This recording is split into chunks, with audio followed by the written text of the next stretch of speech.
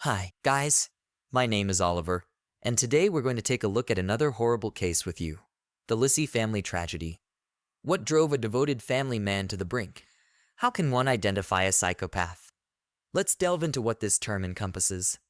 Psychopathy is a personality disorder marked by distinctive traits, such as a lack of empathy and compassion, emotional shallowness, egocentrism, and a deceitful charm. While not an exhaustive list, these qualities are commonly observed in psychopaths. Such individuals are adept at adapting, skillfully manipulating those around them, and expertly concealing their true nature, often to the extent that even those closest to them may not recognize the potential danger. The Lissi family story serves as a chilling reminder that someone perceived as a loving and close family member can suddenly morph into a remorseless perpetrator, sparing not even their own children. The man's behavior and his stated motives for committing such a heinous act were so alarming and shocking that they raised questions about his sanity. Yet, to everyone's astonishment, a psychiatric evaluation revealed that he was fully aware of his actions and had premeditated the horrific crime. This case shook Italy to its core, particularly the serene province of Mavisanti, where this tragedy unfolded, marking it as the most notorious crime in the small Milanese suburb's history. Now, let's methodically unravel this story and attempt to trace the sequence of events that led to such a tragic conclusion. In the early hours of Saturday, June 14, 2014, the quiet town of Mavisanti was awakened by the desperate cries of a man. Peering out their windows, residents saw their neighbor, 31-year-old Carlo Lissi, calling for help. He appeared frightened and disoriented, mumbling incoherently and pleading for someone to call the police. As people from nearby homes gathered, Carlo revealed that his entire family had been victimized by intruders who had broken into their home, while he had miraculously survived because he was out with friends at a local sports bar, watching the soccer match between Italy and England. He mentioned that everything seemed normal when he left his house earlier that night, but upon returning, he found his home in disarray and the lifeless bodies of his 38-year-old wife Christina, their 5-year-old daughter, and their 5-year-old son. Neighbors immediately called the police and emergency medical services. While waiting for them to arrive, the operator asked Carlo to check if any of his family members had a pulse and to possibly start CPR if there were any signs of life. To this, he screamed that he wouldn't step inside his house again or touch the bodies. While his behavior could be attributed to shock, it was peculiar that he referred to his family members as bodies even before confirming their demise. Carlo's odd behavior didn't stop there. When police and medical personnel arrived and confirmed the deaths of his wife and children, he barely reacted. He attempted to cry but only managed contorted facial expressions, with his eyes remaining dry and his face almost indifferent. He struggled to recall the sequence of his actions and gave conflicting statements, but claimed to have recorded the moment he discovered the bodies on his phone's camera. He believed the recording would prove his innocence. But it turned out to be one of the main pieces of evidence against him, among many others. This was the beginning of a high-profile case that was quickly solved. The robbery narrative, strongly advocated by Lissi, was dismissed within hours of the investigation, and he became the prime suspect. As the police uncovered more physical evidence at the scene of the crime and interacted further with Carlo, doubts about his mental health began to emerge. Let's start this narrative by introducing its main characters. Christina Lissi, born Christina Omas, came into the world on September 17, 1975, in the small northern Italian town of Pavia, becoming the eldest child in her family. From a young age, she exhibited a strong-willed, independent, and highly ambitious nature, always marching to the beat of her own drum.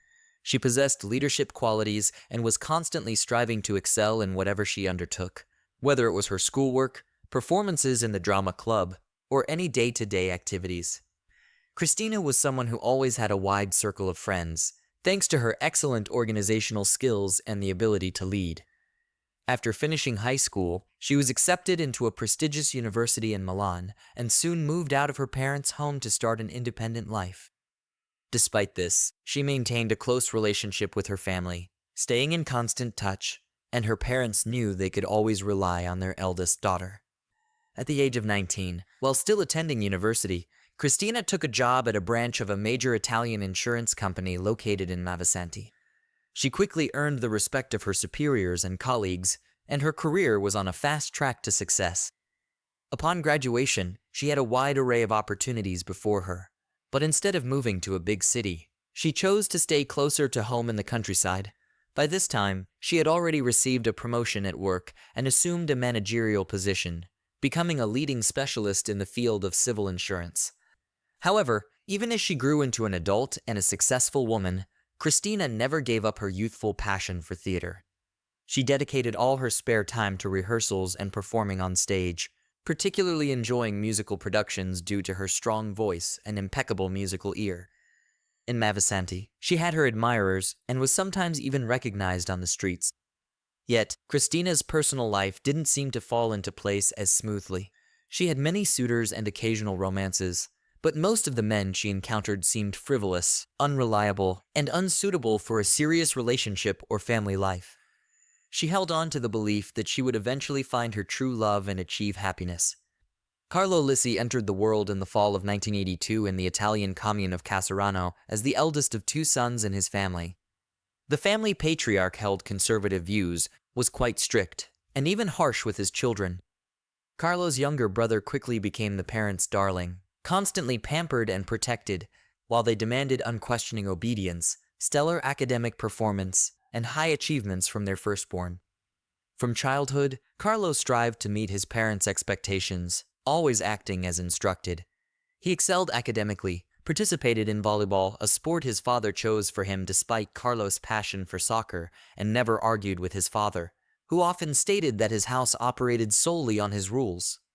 It was easy to upset or anger their father, who became terrifying when enraged, so Carlo made it a point never to contradict him, always enviously observing his father's and mother's more affectionate treatment toward his younger brother. As a teenager, Carlo became nervous and withdrawn, dreaming of doing something on his own, yet fearing his father's wrath. His fears, internal struggles, and self-doubt affected his relationships with peers. Carlo had almost no friends at school, where he was seen as an uninteresting nerd, often openly bullied without the ability to defend himself as his father had crushed his self-esteem and suppressed any desire to assert himself. Over time, Carlo learned to adapt and blend in. He avoided conflict, tried to merge with the crowd, and was superficially polite and kind, even to those he despised. It seemed Carlo had lost his own emotions, or perhaps never had them, laughing or mourning with others. But his emotional responses always remained shallow because he never truly felt those emotions. Another trait of Carlo was his skill in dodging uncomfortable questions. He wasn't a pathological liar, but knew how to prevaricate and evade with such an impassive demeanor that it seemed he was speaking the truth. People who knew Carlo personally later recalled his diminished capacity for empathy. He could be described as callous and indifferent to the troubles and sorrows of others, including those close to him. After finishing school, Lissi enrolled in a prestigious university's economics faculty, chosen by his father despite Carlo's disinterest in economics or working with numbers. But his opinion was never sought, and he couldn't challenge his father's decision. Thus, Carlo was accustomed to acting against his own interests just to meet others' expectations. Carlo was quite handsome and knew how to use it to his advantage. His youthful sports activities and regular gym visits in adulthood made him even more attractive, coupled with sun.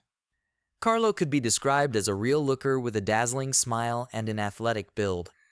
People often admired his looks, leading to excessive self-love and clinical narcissism. Lissi easily initiated flings with women, but was incapable of engaging in serious, long-term relationships. First, he tried to avoid any responsibility. Second, he had no interest in making long-term plans, simply going with the flow. And third, his partners soon realized he was emotionally shallow and devoid of real attachment, leading them often to initiate the breakup. Even after university, the young man continued living with his parents, showing no desire to start an independent life, let alone a family of his own. Meanwhile, he secured a job at a leading company in Milan. Carlo earned a good salary and faced broad prospects, but remained dissatisfied with his career. However, his parents were overjoyed, and his father seemed proud of his eldest son for the first time. So, Carlo was too afraid to disappoint him, preferring to avoid conflicts and criticism. But soon, a good job and career achievements weren't enough. His parents increasingly pressured him to marry and provide them with grandchildren.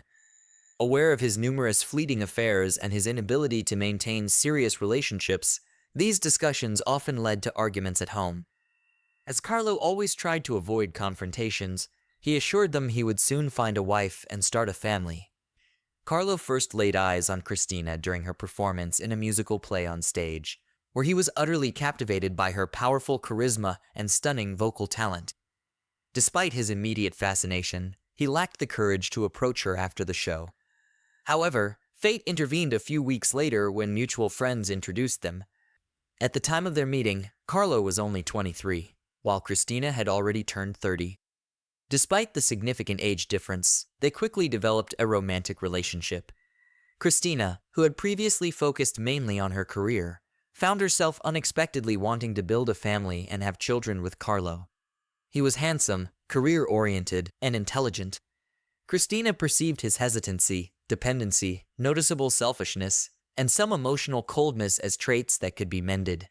She took the initiative in their relationship, with Carlo compliantly following her lead. Just a few months into the relationship, Christina introduced Carlo to her family. Christina's parents, however, were not pleased with her choice. They saw her suitor as frivolous, with Christina's mother describing him as a child in a man's body. She believed her daughter needed a more emotionally mature partner who could be a reliable support, not this immature young man. Christina, however, disagreed and decided to follow her heart as she always had. Conversely, Carlo's parents were thrilled with his choice. Christina was seen as an adult, wise, self-sufficient, and accomplished woman who could take care of herself and their indecisive, somewhat irresponsible son. The head of the family, who was not easily pleased, was particularly delighted, convincing Carlo further that he had made the right decision. About a year after meeting, the young couple moved in together and started actively planning their wedding. Carlo was quiet and compliant, always listening to his fiancée, never contradicting her, and carefully avoiding domestic disputes. Christina made all the decisions while her chosen partner silently supported them. This arrangement suited her perfectly. She was confident that a long and happy life awaited them. However, just before their wedding, Carlo revealed his true nature for the first time, nearly causing them to split. The wedding. Carlos's friends threw him a bachelor party in one of Milan's popular nightclubs. They drank, had fun, and were having a great time when a group of women joined them. One of them showed a keen interest in the groom-to-be, trying her best to seduce him. His inebriated friends immediately egged him on, suggesting that a fleeting affair with a stranger would be the perfect adventure to bid farewell to his bachelor life. Without much thought, the guy went off to a hotel with the woman, where they spent a passionate night. The next morning, unexpectedly, Carlos confessed his love to the casual lover and promised to leave his fiancée for her. That same day, he confessed everything to Christina, stating he had fallen for someone else and no longer wanted the wedding. Christina handled the news with dignity, packed her belongings, and decided to move back to her parents' house temporarily while finding her own place. But when Carlos's father learned about his son's actions and that the engagement with Christina was broken off by his initiative, he was furious. He declared he didn't want to see his heir until he apologized to the bride-to-be and convinced her to marry him again. Once again, Carlos submitted to his father's will. After buying a huge bouquet of flowers, he headed to the Amish residence. Christina's parents opposed him. They had disliked this peculiar young man even before the news of his infidelity and the broken engagement, and now they certainly didn't want to see him. But the final decision was Christina's to make. After some thought, she decided to forgive her fiancé and give him another chance. The wedding and Mr. Lissi's double life. The wedding took place as planned, and the money gifted by relatives was invested in buying their own home in Mavisanti. Initially, their marital life seemed quite blissful. Both held high-ranking positions with substantial salaries, affording them not just the necessities, but also travel, entertainment, and more. In 2009, they welcomed their first child, a daughter named Giulia, and in 2013, Christina gave birth to a son, Gabriel.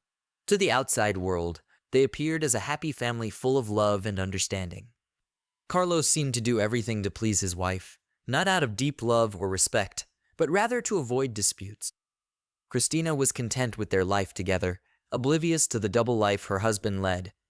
At home, he was the exemplary family man, spending time with his wife and kids. Yet, in Milan, where Carlo commuted daily for work, he transformed entirely. He frequently engaged in flings and casual encounters, meeting women in cafes, shopping centers, or even on the street. The handsome, stylishly dressed man in his expensive car almost always received reciprocated interest, but these affairs typically ended after a few dates. Carlo enjoyed the control and dominance in these short-term relationships, deciding when to see his next conquest and when to leave her at home. Cristina held the reins, with Carlo merely following her lead. However, rumors of his escapades eventually reached Cristina. Each time she confronted him, Carlo swore it was all lies and slander. In 2013, shortly after the birth of their second child, Carlos seriously considered leaving his family for one of his mistresses, to the point of admitting his intentions to his wife. Cristina countered with compelling arguments against their separation, particularly highlighting how it would upset his parents. Carlo had no choice but to concede to her reasoning, new love, and a horrific plan to escape marital ties a year later in early 2014. A new employee named Maria, young and attractive, joined Carlos' workplace.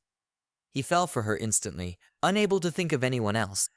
He tried everything to catch her attention, giving small gifts, complimenting her, and asking her out repeatedly. However, Maria was clear about not wanting to engage with a married coworker who had 2 children. But Carlo, persistent in his pursuit, seemed to ignore her protests and didn't think of giving up. Moreover, Carlo began to blame his family for his unhappiness, believing his wife and children were obstacles to his personal joy. He convinced himself he had never been happy in his marriage, or in life for that matter. But with Maria, he imagined he could have the perfect relationship if only he wasn't bound by his marital ties and responsibilities as a father. The more he dwelled on this thought, the darker his contemplations became. Carlo broached the subject of divorce again, but his wife once more convinced him it was a bad idea, and he found no arguments to counter hers. Frustrated, he started looking online for divorce lawyers, but realized after a few consultations that he would have to surrender half of his assets to Cristina and also pay child support. Unwilling to accept such an outcome, he began researching how to end a person's life quickly and without arousing suspicion. Delving into various criminal stories, Carlo stumbled upon an article about an armed robbery that had occurred a few years prior in Mavisanti. The robbers had fatally stabbed the homeowner before fleeing with the loot, remaining undetected to this day. A monstrous plan took shape in Carlo's mind to recreate a similar robbery scenario. But this time the intended victims would be the mother and children. The last day of the Lissi family, the last day for Cristina and the children, was Friday, June 13th, 2014. Carlo had the day off and spent it with his family, giving them a farewell party, so to speak. They went to an amusement park together, then went to the mall for shopping, and spent the evening at a popular local cafe. The man did his best to make sure that as many people as possible saw him and his family that day, and everyone noticed how happy they were. After returning home, the couple put the children to bed in their rooms on the second floor and went downstairs to the living room where they made love. It was part of Carlo's cunning plan to avert suspicion. He knew that the examination would establish the fact that he and Cristina had consensual intimacy. And who would think that a man would suddenly take the life of his wife and children? The woman knew that her husband was going to watch soccer with friends and assumed that he went to get dressed. And she herself settled down in the living room at the TV. But Carlo, at that time, went to the kitchen where he took a large knife and stealthily crept up to his wife from behind. He stabbed her in the side of the neck. But Cristina not only remained conscious, but also rushed to escape. Apparently, she did not immediately realize who had attacked her. And when she turned around and saw her distraught husband with a knife in his hand, she was shocked. The victim tried to defend herself and dislodge the knife, causing the man's hand to slip and injuring his palm. Despite her efforts, the strength disparity was too great. Carlo continued his assault until Cristina showed no signs of life. She died without understanding why her loved one could commit such a horrific act. Then Carlo went upstairs and cut the throats of his sleeping 5-year-old daughter and his 18-month-old son. Experts later concluded that the children likely did not suffer and probably didn't even wake up. Neighbors, some of whom heard loud screams, did not call the police, thinking the noise quickly subsided. Had they been more vigilant, the children's lives might have been saved. After completing the deed, Carlo clumsily staged a robbery. Slightly moving and scattering items, erased his fingerprints from the weapon, cleaned the floor where he had stepped in fresh blood, and then went to a rarely used basement shower to wash off the blood. However, he inexplicably put back on the same underwear, which had small blood splatters unnoticed by him in the moment of the attack. Following this, the perpetrator bandaged his cut hand, dressed up, and casually went to a sports bar to watch football and drink beer with friends. He behaved naturally, and his friends, later testifying in court, could not fathom that he had just committed a triple homicide against his own family. Towards the end of the match, Carlo sent a couple of messages to his wife's phone, updating her on the score and professing his love, adding that he would be home soon. He returned around 3 a.m. and staged a dramatic discovery of the crime, making several critical mistakes. Firstly, he recorded the scene on his phone's camera, intending to create an alibi by pretending to discover the disorder and then the body of his wife before running outside in panic. His second mistake was failing to turn off the camera, resulting in footage that completely contradicted his alibi and testimony. Investigation and evidence. Carlo's initial claim of a robbery was quickly dismissed. In the early hours of the investigation, following the crime scene examination, doors and windows were intact, indicating that the perpetrator had unrestricted access to the house. Nothing of value, nor anything at all, was missing despite money and Christina's jewelry box being in plain sight. The disorder appeared staged, with items merely toppled or displaced rather than searched through. Most importantly, there was no logical reason for robbers to harm the children sleeping upstairs in their beds. Thus, the case was swiftly reclassified as a deliberate act of ending lives. Carlo became the prime suspect. Immediately, he gave inconsistent statements and couldn't clearly explain the fresh cut on his palm when he was taken into custody, and his clothing was sent for analysis. Experts quickly found tiny blood splatters on them. However, Carlo claimed the blood must have come from when he attempted to revive his family members. Yet the stains were too small and located on the back of his clothing, suggesting they could only have originated from the knife's motion during the act. Regarding the video Carlo provided to the authorities, it clearly showed that he didn't approach his wife's body to check for a pulse or go upstairs to the children, but ran outside immediately and didn't return. Despite this, he claimed his family was no longer alive and knew for certain all three were ended with a knife. The discovery of a bloodied cloth in the trash, which the culprit used to clean up, was the final piece of damning evidence. A psychopath, but is he sane? After the man was arrested, all his attempts to feign grief ceased. He became calm and unconcerned, and once in his cell, he simply went to sleep. Carlo felt no guilt or remorse, no pity for his own children or his wife. But he continued to insist on his own innocence despite the fact that all the evidence was against him. A search history had been reconstructed on the killer's seized laptop, giving the investigation an insight into exactly when Lissi began planning to kill his family. There was now no doubt that it was a premeditated crime. But as yet, the motive remained unclear. When the man realized that there was no point in denying, he began to confess, telling how exactly he got rid of his loved ones. But the answer to the main question shocked everyone. Explaining the motives for his action, he said that he could not just divorce Christine because then they would have to share a lot of jointly acquired property, including the house, cars, and the family bank account. And he was not satisfied with this. In addition, there would be a burden in the form of 2 children who would have to pay child support. And all this, according to Carlo, would interfere with their happy life with Maria, for which in fact he decided to commit a crime. About all this, the murderer spoke quite calmly and indifferently. That he is a psychopath, no one has no doubt. But it was unclear whether this man is sane. The psychiatric examination established that Lissi was aware of his actions and fully realized what he was doing. But he did not feel any remorse either at the time of the crime or afterward. Words. In January 2015, Carlo was sentenced to life in prison. He listened to the judge's verdict indifferently, noting only that he thought so sometime later. The man tried to file an appeal, but soon withdrew it himself, saying that it was all useless. Finally, Lissi's father died of a heart attack shortly after his son was convicted and sent to prison. He simply could not accept the fact that he had raised a real monster, devoid of a sense of pity and remorse.